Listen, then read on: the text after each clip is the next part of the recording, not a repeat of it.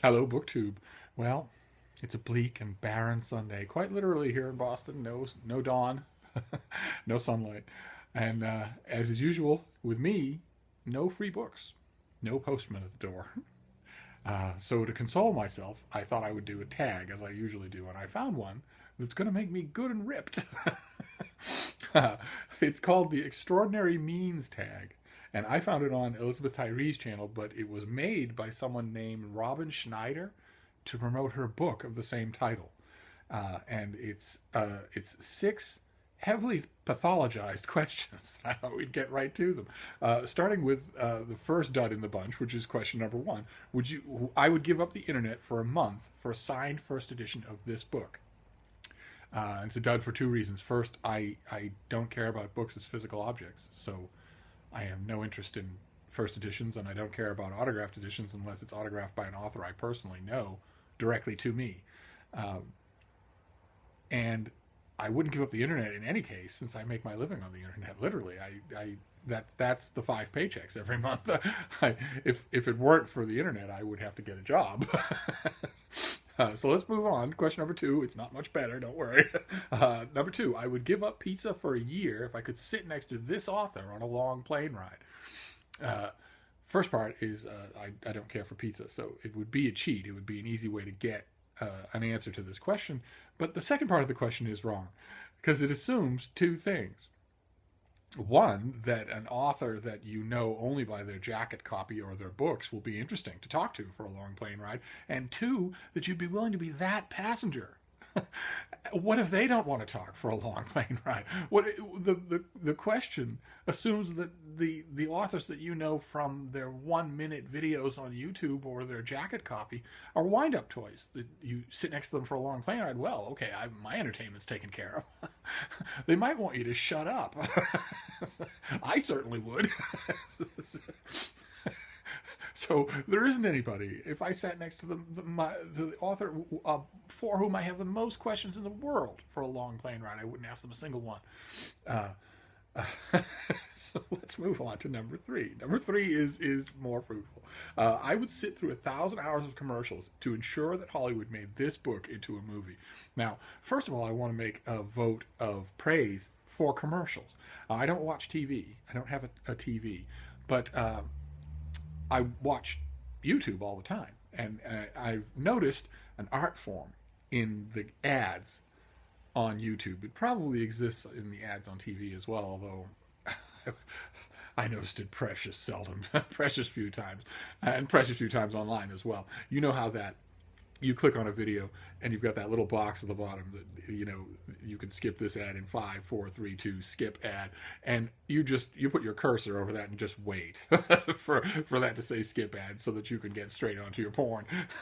And I've noticed an art form to the people who make those video ads, who know they only have so much time and they know that you're waiting with the cursor on the arrow. It's the ultimate axe on a chopping block in a way that a television commercial doesn't have to worry about. A television commercial doesn't have to worry that after a few seconds of its minute length, you're going to get the option to tune out. If they did, half the advertising industry would be out of a job. And I very much want to give kudos to the people who make the pre-video ads that are so entertaining you don't want to click away. I usually see it only when it's a movie trailer, but sometimes not, and that takes a lot of skill. But as far as the actual question, movies that I want to make sure that Hollywood makes, it's an endless number, endless. Hollywood right now is. I know those of you who do movie channels might raise your eyebrows or start to throw up. Nevertheless, Hollywood right now is full of first-rate creative people, and outside of the noise of Marvel Studios, Hollywood is continuing to do really, really interesting work, and also smaller studios and places outside of Hollywood.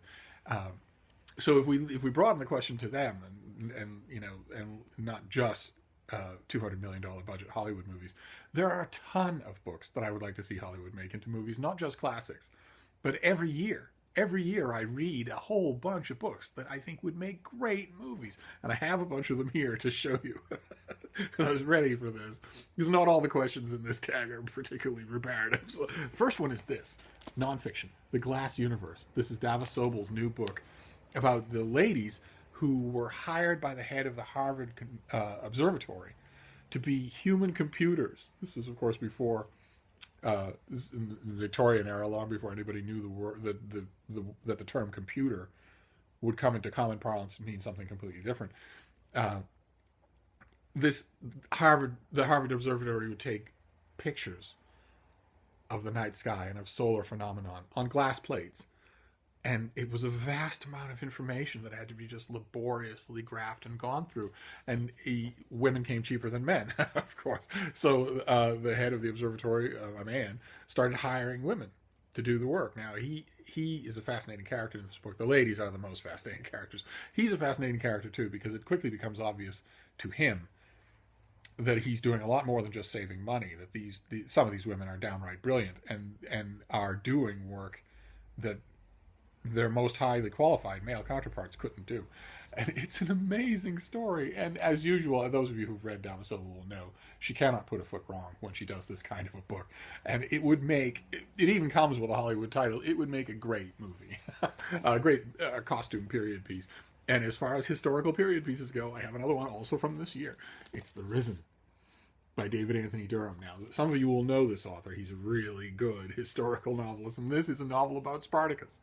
And it's tremendous. And it's been a while. Spartacus is a fruitful, evergreen subject for a movie. And this is a very good treatment. If the screenwriter, or if it were him, were to adopt some of the narrative techniques of this book, the movie would stand out. And then there's another nonfiction, Debriefing the President by John Nixon. I think I've mentioned this on this channel before.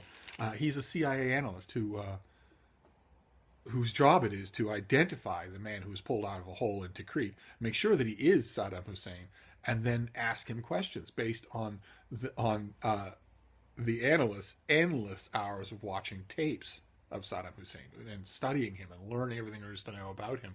And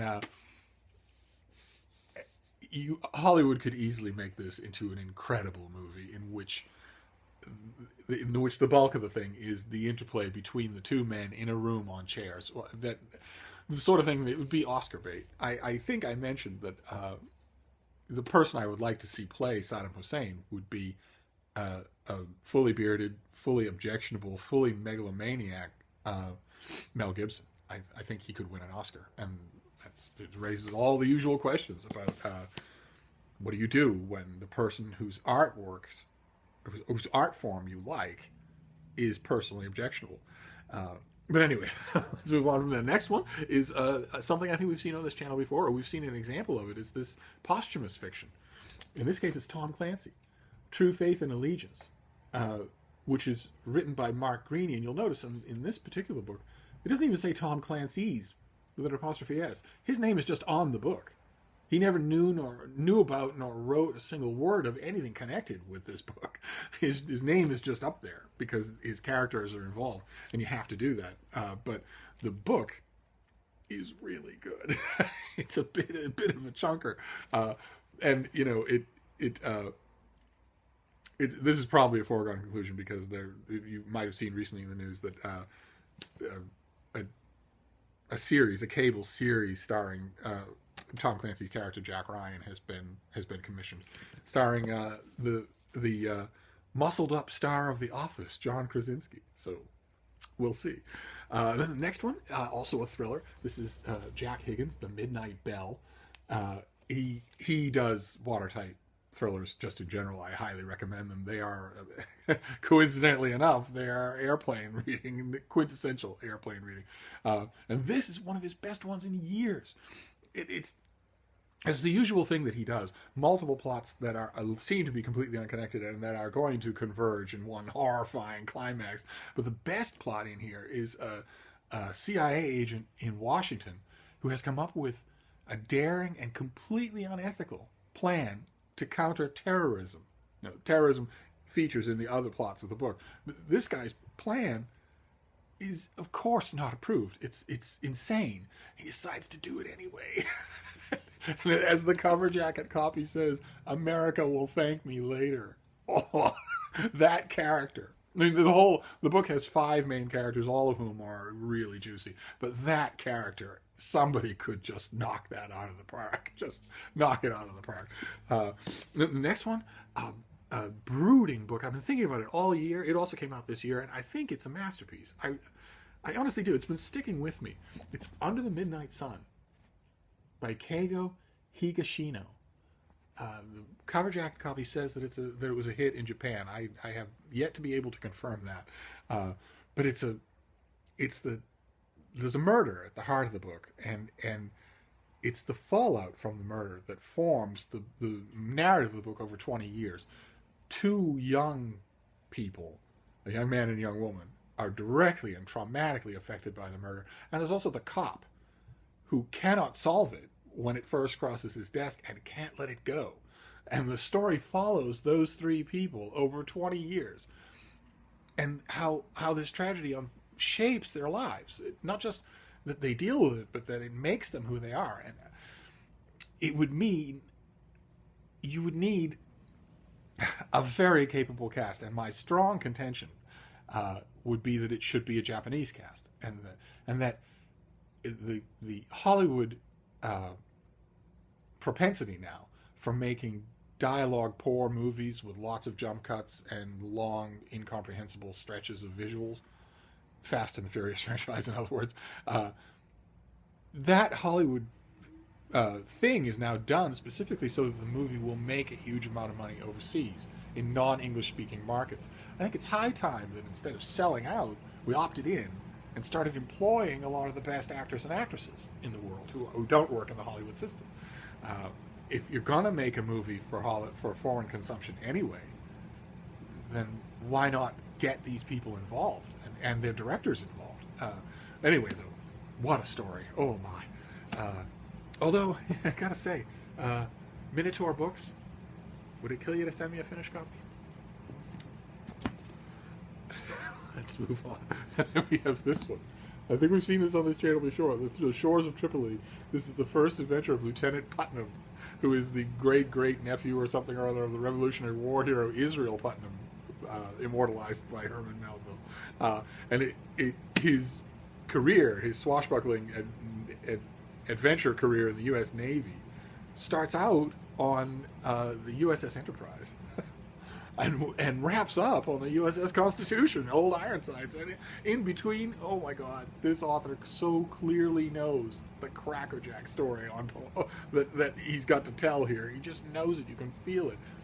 There's not a single flaw in the adventure pacing here. Some of the rest of it, somebody could make a great historical swashbuckling piece out of this movie, and you wouldn't even need to change the title. And you know, it's been a long time since they had that kind of a movie. The epic naval combat scenes in Master and Commander, how long ago was that? That was over 10 years ago.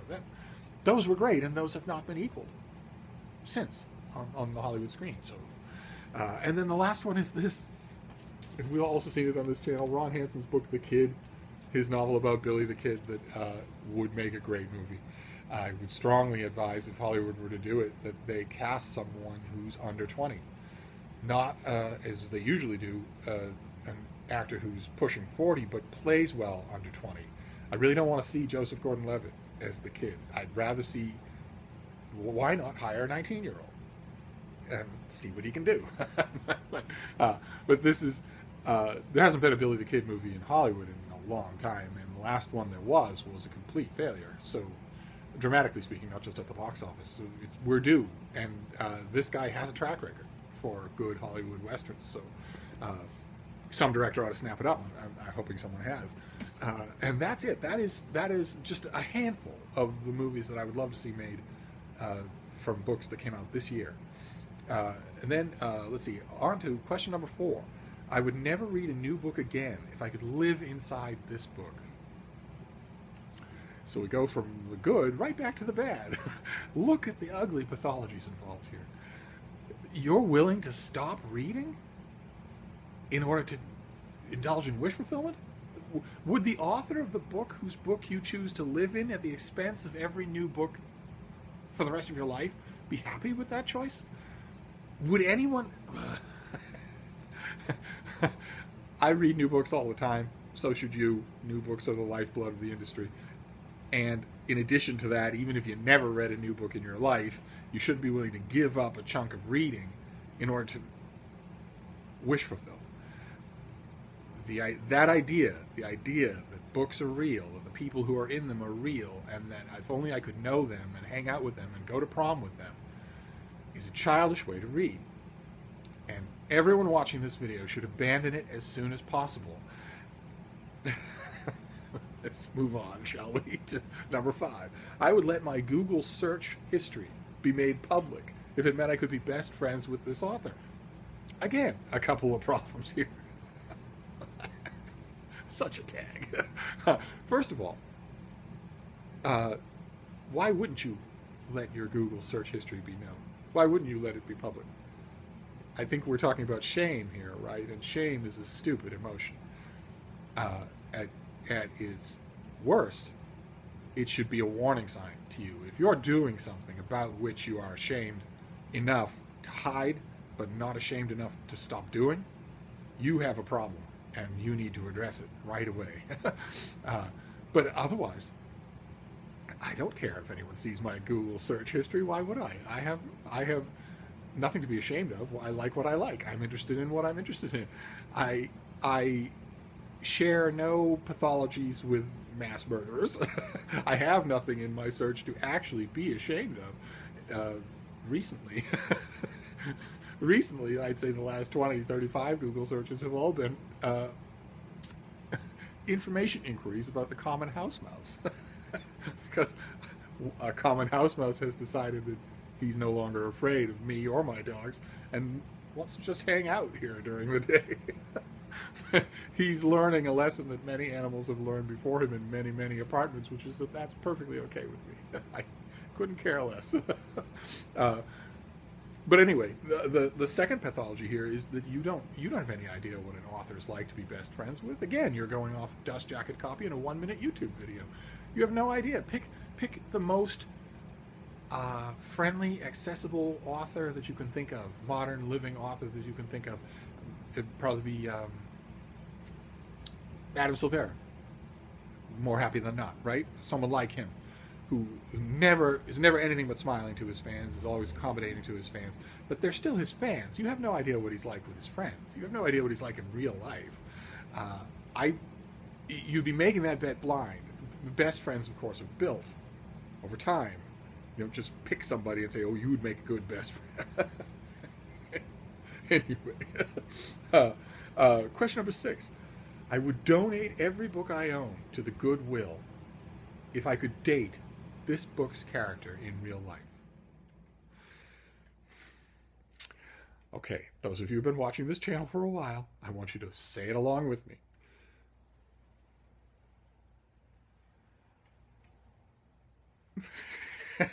Oh, that did feel good, didn't it? Well, there you go. That is the extraordinary means tag. It wasn't very high information tag, but it sure did feel good to kick around for a while now, didn't it? It alleviated my mood a little bit on this bleak and barren Sunday. So I'm going to sign off for now, but I'll see you soon, BookTube. Thank you.